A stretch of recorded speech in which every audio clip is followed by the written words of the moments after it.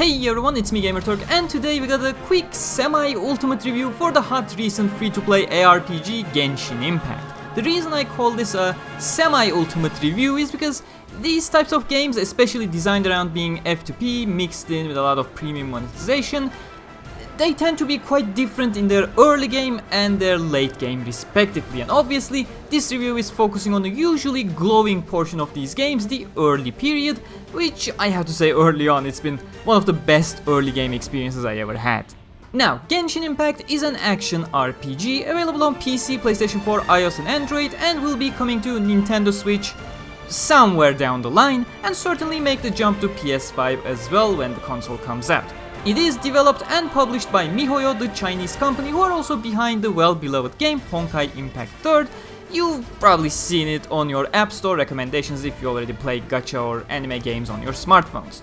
But that's just a quick reference for you for the developer, as with Genshin Impact, they really went a different way with the gorgeous and expansive open world action RPG that is, where you play as the traveler character Aether or Lumine depending on whichever one you pick, and you'll be plunged into Teyvat, the open world of the game, in search for your kidnapped brother or sister.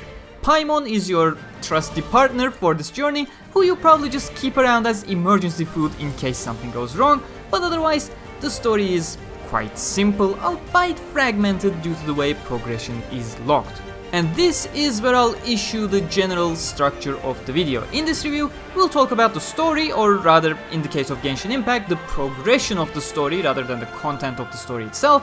Then I'll talk about gameplay, and then I'll briefly mention some other stuff that I deem to be supporting qualities of a game, like graphics, animation, things like monetization in this game specifically.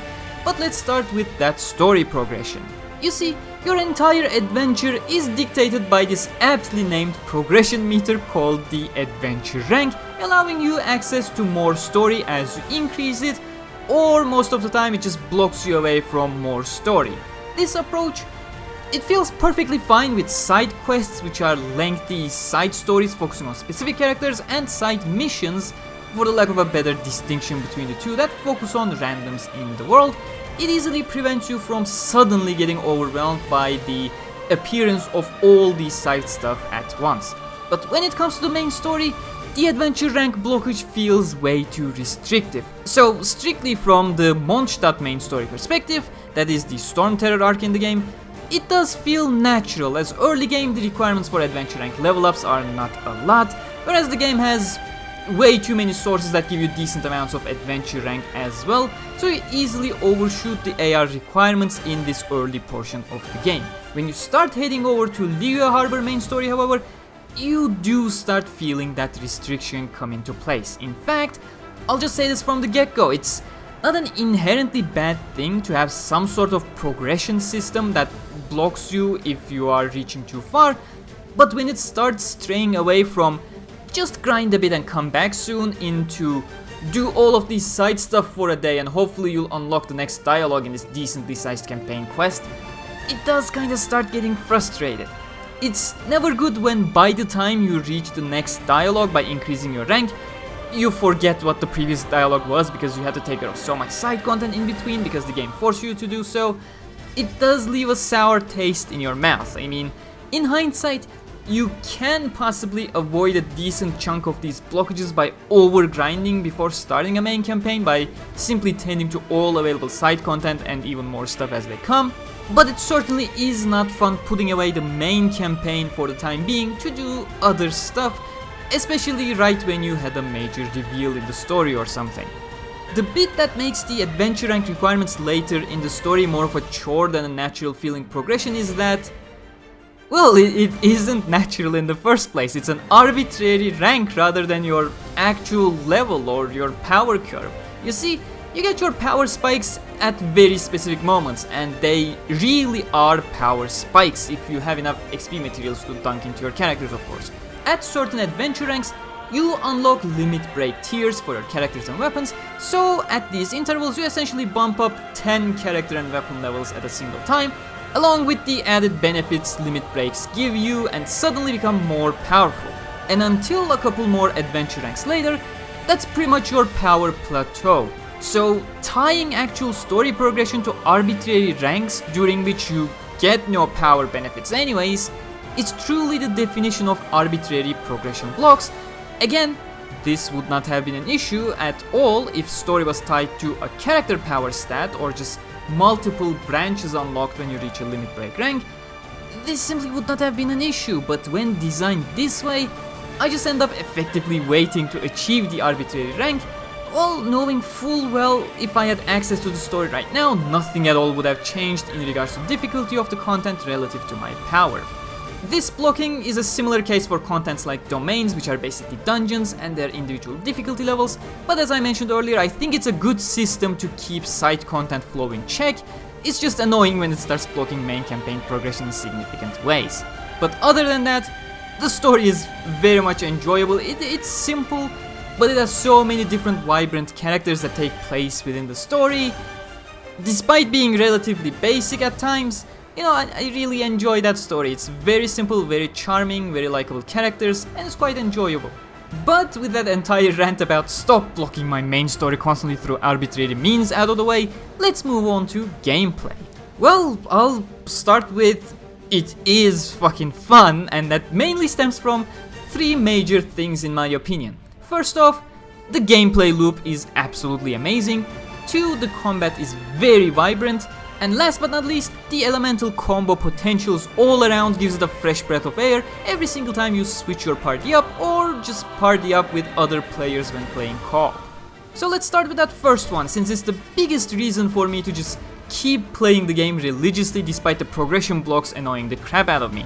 You see, the game does have a lot of fast travel locations, but it obviously is not designed to constantly have you fast travel around. It really wants you to explore the game on foot, or at the very least on your glider. And of course, you certainly would not want to walk from one edge of the map to the other, but if where you want to go is just a teleport stone or two away, you're probably just better off traveling yourself. Part of the charm is that the game constantly has stuff you would want to chase all around the open world. In fact, I'm pretty sure you'll constantly find yourself getting sidetracked even when doing main missions. Oh, okay, the mission wants me to go there. Let's go. Oh, there's a camp with a chest right there on the way. Let's quickly cap that. I'm close to that teleport stone to the west. I'll just walk over there real quick and activate it. There's a Sealy. I'll just chase it to its spot and get a chest. Oh, is that a Geoculus? I need that to upgrade my statues. I'll go grab that while I'm here. Is that a ley line? I'm kinda low on money. I'll challenge that as it's on the way. And then 30 minutes pass by without you realizing, and you still have not followed through with the main objective because you found so much other stuff to do on the way. Now, I'm not gonna say all the stuff is extremely rewarding or anything. In fact, pretty much all of those individually, they're quite extremely worthless, but it just rolls so nicely on the way that even though for each individual one you're getting a small increment to your bigger goals, overall it just leaves you feeling quite rewarded, which honestly leaves me baffled coming from a game like Destiny where, as things stand, you are showered with so much loot that it all feels meaningless. And the success of the reward system in Genshin Impact, I probably have to attribute to the backbone of this game, the adventure rank system.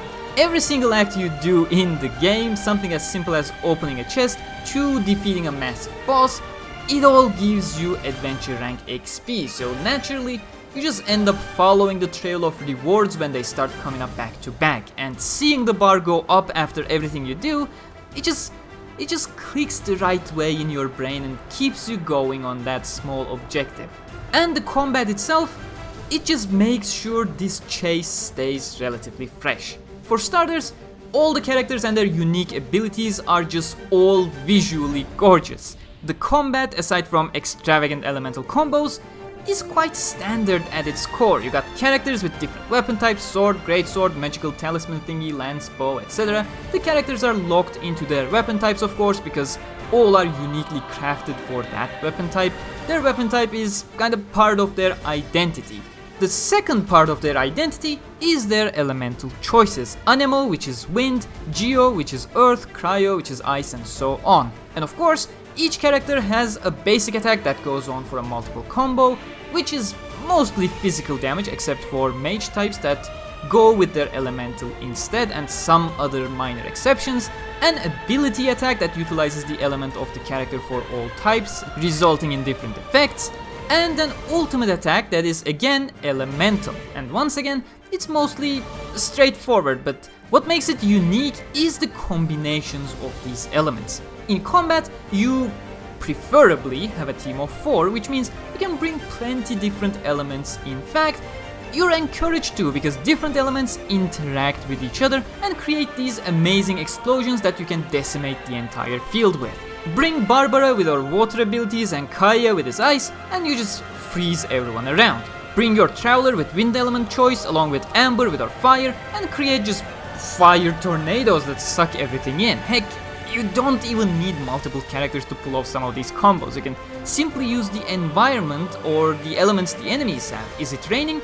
Well, maybe bring an electro character, just zap a single enemy and watch the zap go through every single mob around the field, constantly inflicting damage. Your enemy is a big electric cube. How about you use Ember's charged arrows, so every single hit you make on the enemy causes a big electric blast. Or you can just go my way and torture yourself by going into a big boss fight with utterly disadvantageous elements, asking how hard can it possibly be? I'll tell you, it's cancerous.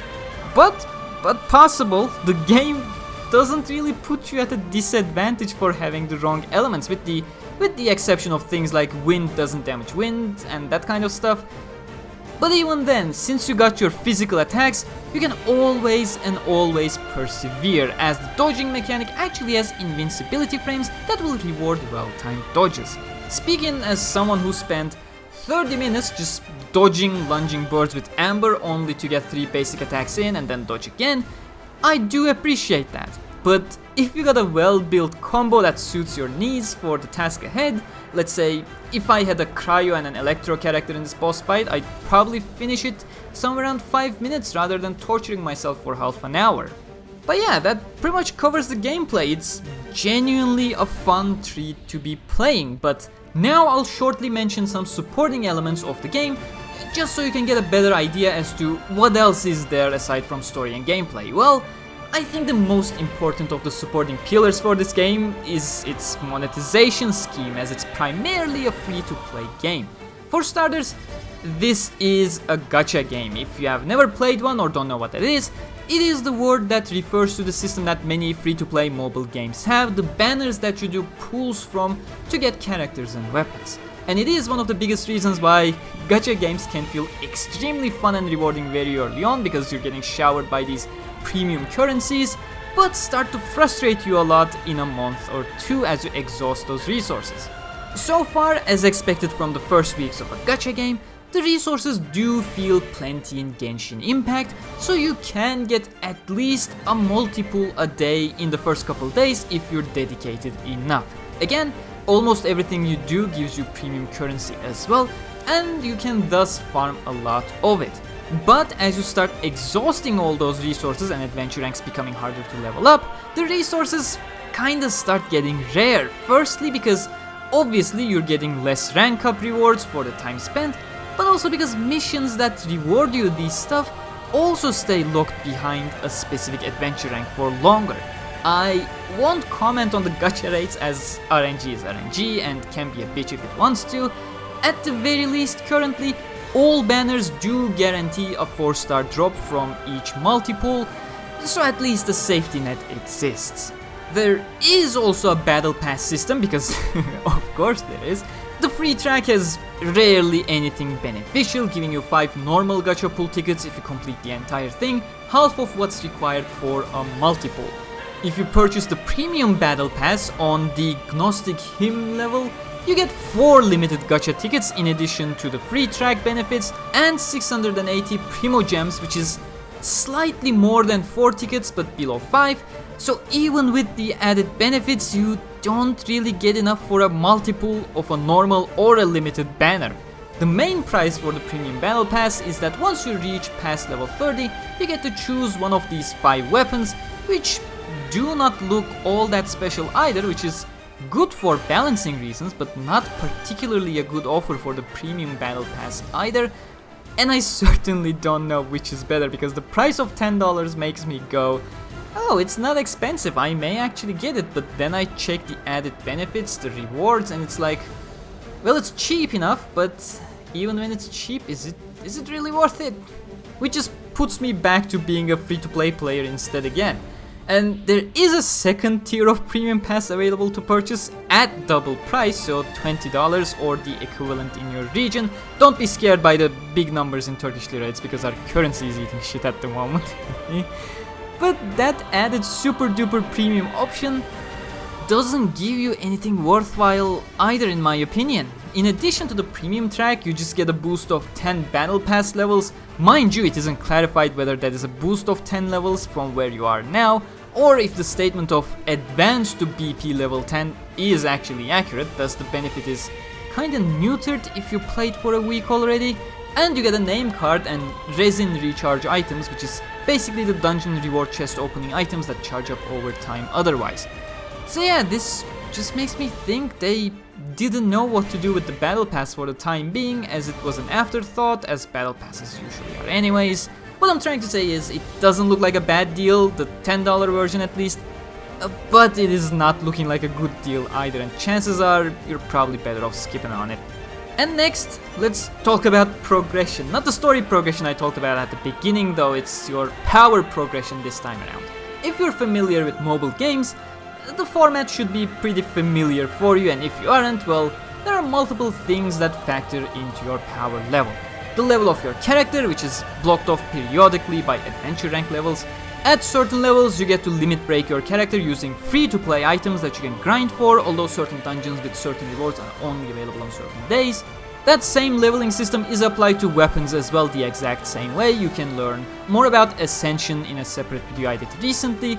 You can find plenty of 3-star weapons in the open world, but you'll get proper weapons from the gacha instead. You level up your characters with XP items and level up weapons with weapon crystals and junk weapons that you'll never use. Artifacts are the equipment system in this game. You can slot up to 5 artifacts to your characters, and they all come with set bonuses as well, triggering for 2 items of the same set and 4 items of the same set. So you can either run a 4 set plus 1 other, or a 2 set plus 2 set plus 1 other, depending on your preference for these bonuses. Artifacts are completely free to play items as well, at least currently. We got constellations, and they are where the power curve goes into pay territory. This is basically the duplicate improvement system of Genshin Impact. Constellations improve your characters in various ways. Some are just minor power benefits, whereas something like Barbara's final constellation allows a free revive for a character every 15 minutes. That'll be probably something you would actively want to chase. For your traveler, you'll get the required items from adventure rank rewards, but for everything else, you'll be looking for duplicate character drops from the gacha.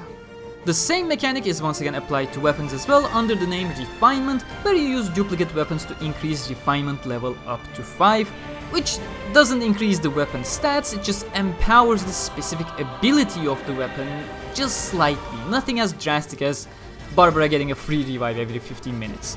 And of course there's the Talents, which is again a completely free-to-play upgrade mechanic that improves on the abilities of your characters, whether basic attacks, abilities or ultimate, or some additional benefits. So all in all, the power progression in Genshin Impact is very free-to-play friendly in my opinion, which is honestly great, and even if you do not get the characters you want from the gacha, the free characters the game gives you throughout the story, they are not lackluster characters like most gacha games would do. Amber, Kaya, Lisa that you get early on for free, just playing the story, are perfectly capable and great characters on their own rather than useless free characters you would get thrown to you only to upgrade to usual gacha characters later on in the game. So again, as things stand in early game right now, Genshin Impact is quite free to play friendly, with its paid offerings not offering much. But the highlight, aside from the fun you'll have playing the game of course, is the aesthetics. Genshin Impact is absolutely gorgeous in its open world and has short but absolutely great cutscenes regularly. And even the visual novel idle dialogue animations are quite vibrant and charming, especially coming from something like Alicization Licorice. The stock animations are so much more natural and dynamic. The game performance is vastly improved from the beta period as well. For reference, I feel like this is a good time to mention I play on base PlayStation 4. There still are issues, it's not perfect. I mean, for starters, for a game that is supposedly running smoothly on phones and very well optimized on PC from what I hear, the fact that the base PS4 is locked to a 30 FPS, sometimes even dipping slightly below, my mind can't just comprehend. All I can guess is that they're probably developing for PlayStation 5 and are downgrading for PS4, which would still be quite disappointing for the otherwise visual treat this game is until I upgrade to a PlayStation 5, of course. But speaking of PlayStation, I feel like this absolutely needs to get a mention in my initial review of the game, and I can't speak enough about this issue. If you want to play on PlayStation, you do not get the benefit of cross-save. On PC and mobiles, you can just log in with your MiHoYo account and play your save file on different devices. Apparently, Sony is being a dick again as usual and blocked off cross-save from their platform, so if you want to play Genshin on PlayStation 4, that sucks to be you, or more like it sucks to be me, I guess, because now I'm locked on PlayStation 4 unless I want to start over with a new account on another platform.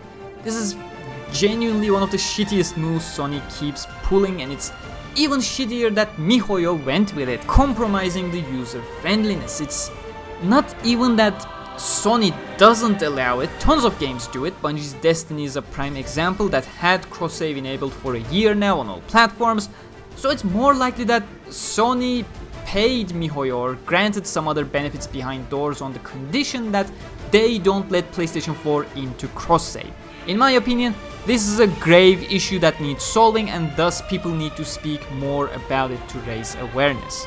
But that pretty much covers everything I wanted to cover in the review. Of course, if you do have specific questions that you want answered, do ask them in the comments and I'll do my best to answer. I don't score games because I don't like the implications derived solely from scores, but I'll say this much: I thoroughly enjoy Genshin Impact, and I hope, unlike most gacha games, that enjoyment successfully carries over to the late game too. Please do leave a like if you found this review helpful, as well as subscribing and hitting the bell icon for more Genshin Impact content in the future. Thank you very much to all my channel members and patrons, and I'll see you next time. Until then, stay cool, travelers.